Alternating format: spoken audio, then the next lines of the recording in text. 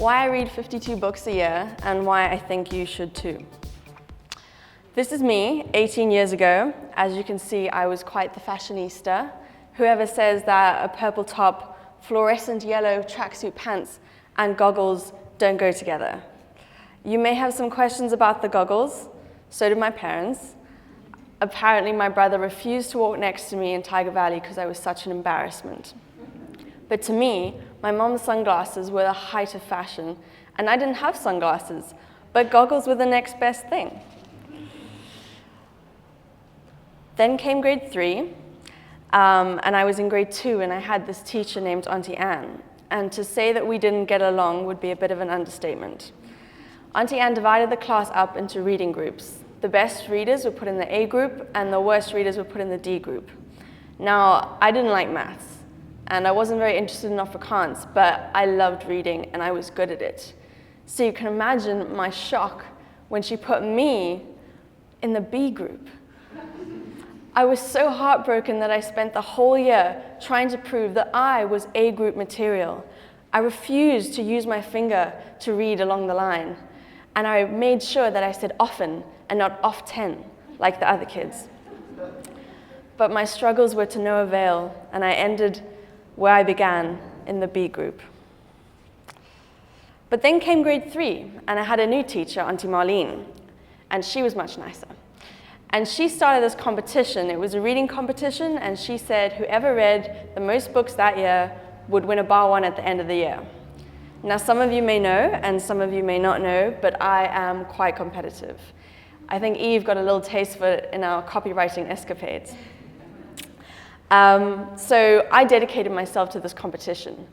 And while the other kids were playing on the mat, I'd be reading. I even read under the desk during math class and had my best friend nudge me whenever the teacher walked by. I spent the year doing this, and I worked really, really hard. And at the end of the year, I had read 152, albeit little, books. But I won the competition, and it was the best tasting bar one I've ever had. And from then on, I was a voracious reader. So voracious that my sister once hid my book in her piano chair. That's her over there. She hid my book in her piano chair so that I would stop reading and come play with her instead. Of course, that didn't stop me. And I was a voracious reader till towards the end of high school, which coincided with the introduction of Instagram into my life. I started scrolling more and more. Before, when I was bored, I'd pick up a book and read a few pages. Now, if I was bored, I'd pick up my phone and scroll for a few minutes.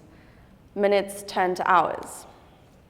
And then the pandemic came, and this is what I spent my time doing.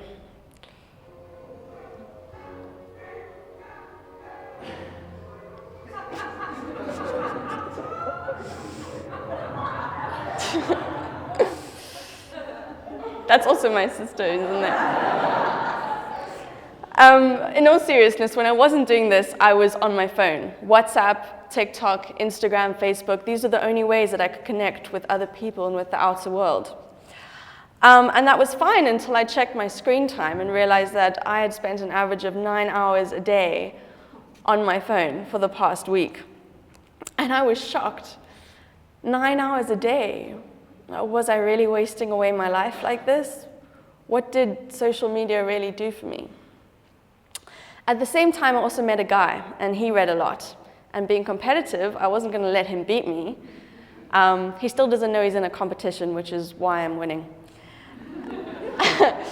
And so I decided to set myself a reading challenge. I would read a book a week, or 52 books a year. That's 20,000 pages, 13 million words, and 900 hours of reading. Although I wouldn't trust those stats because I was reading during maths class.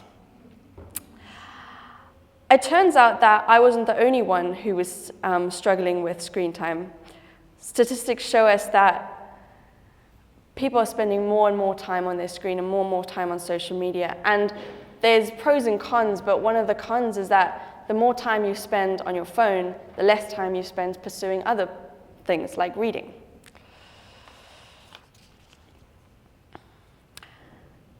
So these are the books that I read this past year. There's some fiction, some non-fiction, some fantasy, autobiography, I'm sure that you'll be able to pick out at least one that you've read or heard of or seen the movie of. What if I told you that this challenge has been one of the most worthwhile things that I've ever done, and that it's given me more knowledge, insight, and perspective than any course could have ever?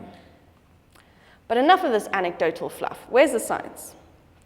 Why should you read? Firstly, because you want to. I sent out a survey before I did my Mac Live asking about people's reading habits, and 90% of people responded that they do want to be the type of person that reads more. You already want to. You just don't have the habit. 2, it will make you smarter. A study released by the Journal of Educational Research argued that reading not only improves your verbal reasoning, but your nonverbal reasoning as well. Another study released by the same journal said that reading ability, listening skill, and intelligence are highly related to one another, and each is substantially related to scholastic achievement. Reading will improve your vocabulary, it will improve your reasoning skills, it will improve your writing ability, and it will improve your general knowledge. So if you want to be smarter, pick up a book. Thirdly, reading improves your imagination. I know Danny talked about Albert Einstein and how much he approves of imagination, and this is a different quote by the same man, saying that imagination is more important than knowledge, for knowledge is limited, whereas imagination embraces the entire world, stimulating progress, giving birth to evolution. Here at Red and Yellow, we understand the importance of imagination, the importance of thinking outside the box. There are a lot of reasons why you should read more, but my favorite one is that it makes you more empathetic. To see the world through different eyes, through different perspectives, to walk around in other people's shoes, it shows you a different point of view, and it makes you a more empathetic person. George R. R. Martin said that a reader lives 1,000 lives before he dies. The man who never reads lives only one. So how do I do it? And how can you do it?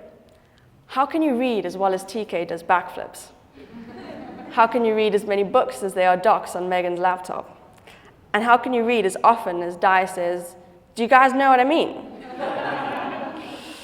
Well, one of the books I read this year was a book called Atomic Habits by James Clear. In it, he talks about habit formation.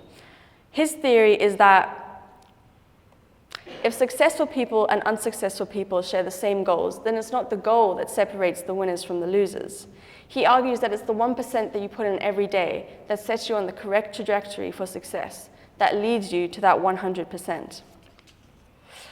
And he has 4 rules for habit formation. Now, you can use these rules for any habit you want to implement, but I think it works particularly well for a reading habit. Firstly, you have to make it obvious.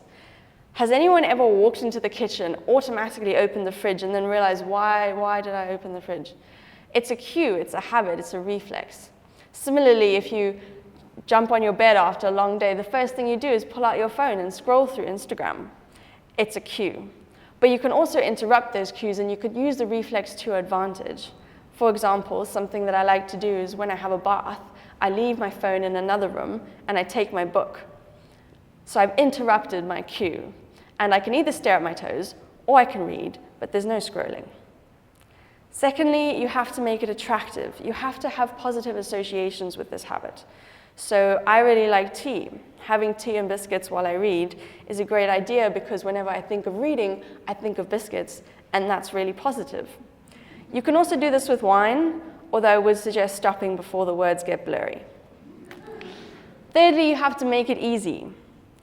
There's many ways to make reading easy. My favorite one is listening to audiobooks. So you can download audiobooks for free from YouTube, or you can get an Audible account and listen to them like that.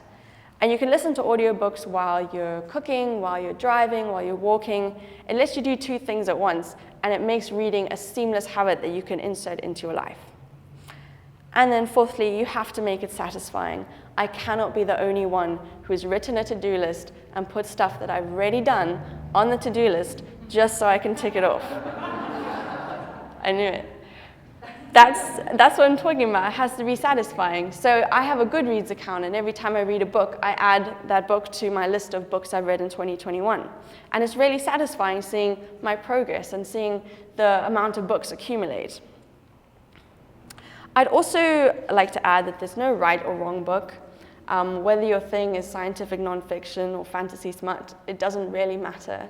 As long as you're building the habit, at the end of the day, it should be an enjoyable part of your life. And to prove that reading improves your writing ability, I've written a poem. The new year looms ahead, and the virus continues to spread. Would you go it alone, unto paths thus unknown? Or would not standing shoulder to shoulder with elves make you a little bolder? When the muggles misunderstand, won't you escape to Neverland? When it used to be gravy and lamb, but now it's green eggs and ham, do not succumb to despair or fear. Arrakis, Camelot, and Narnia are here. To take you away to lands unknown, you can have an escape all of your own. All it takes is a little commitment, and a book, that's your equipment. So come set a reading goal for the next year. It'll be fun. We're all mad here. Wait. Before you, admire me, I hope that I've inspired you to read more and given you some tips on how to do it. It might seem impossible, but I'd like to end with a quote by Lewis Carroll, who says that, why sometimes I've believed as many as 6 impossible things before breakfast. Thank you.